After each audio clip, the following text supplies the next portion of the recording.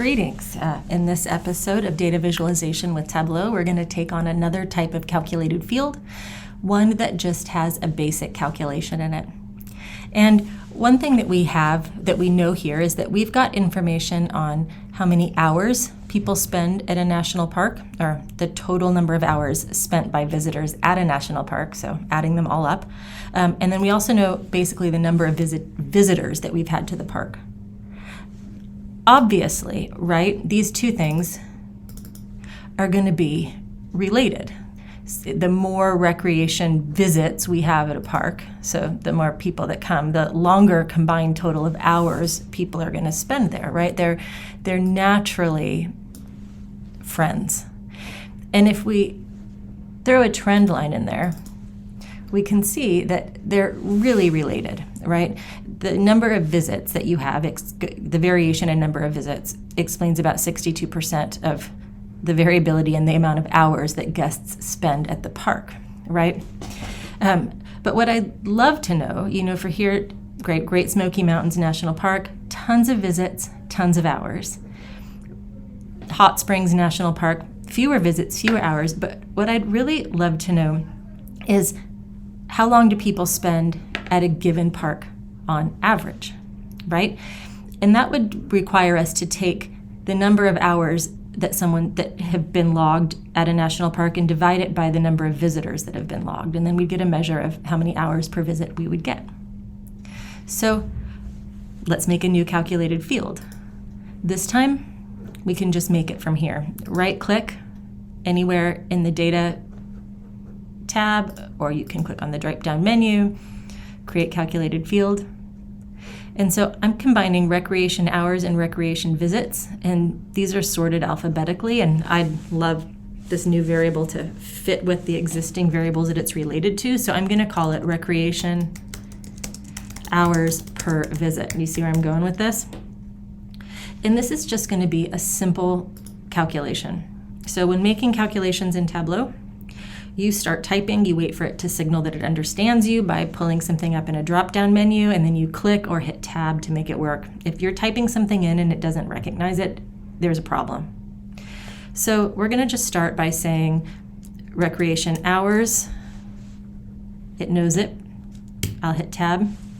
And then I'm going to use the divide by operator, recreation visits. Here I've got to click. This calculation is valid. That means there's no obvious mistake, and I'm going to say OK. And now I've got recreation hours per visit.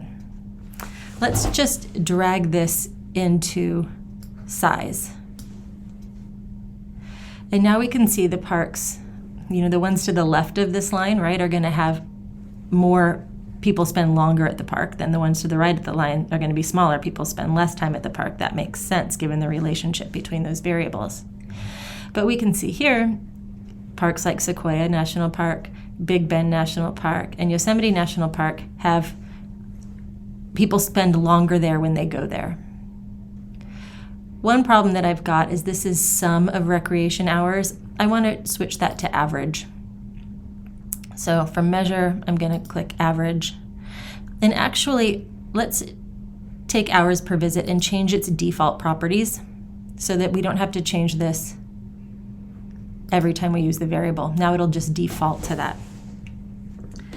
I don't know where your mind goes when you see this, but I think, if you live in a city and you're in San Francisco and you want to go to Point Reyes National Seashore or something, you can do that in a couple hours. Or driving from Humboldt up to Redwoods National Park, you can do that in a couple hours. What about some of these parks that are really remote?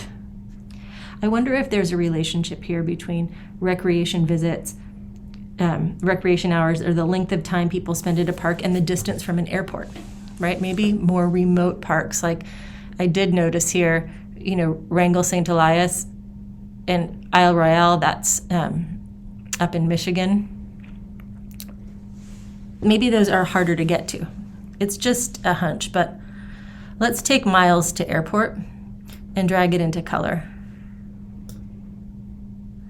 We'll want to make that average 2. And miles to airport, it will always, let's change that average default properties and aggregation to average also. And then let's go into color, because I just can't stop myself. And let's change this palette to something kind of natural looking. I'm going to use that temperature diverging again. So if we've got a long way from the airport, it's going to be red. Let's click to use the full color range. And let's apply. There we go.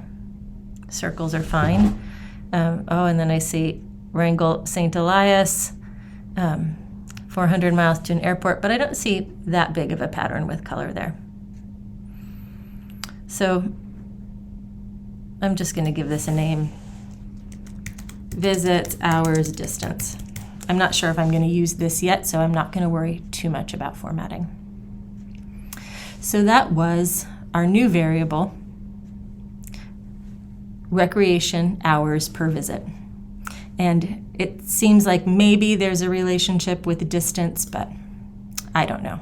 So that's our chart. That was actually a pretty quick video. See you back in a few minutes for the next one, which will be much longer.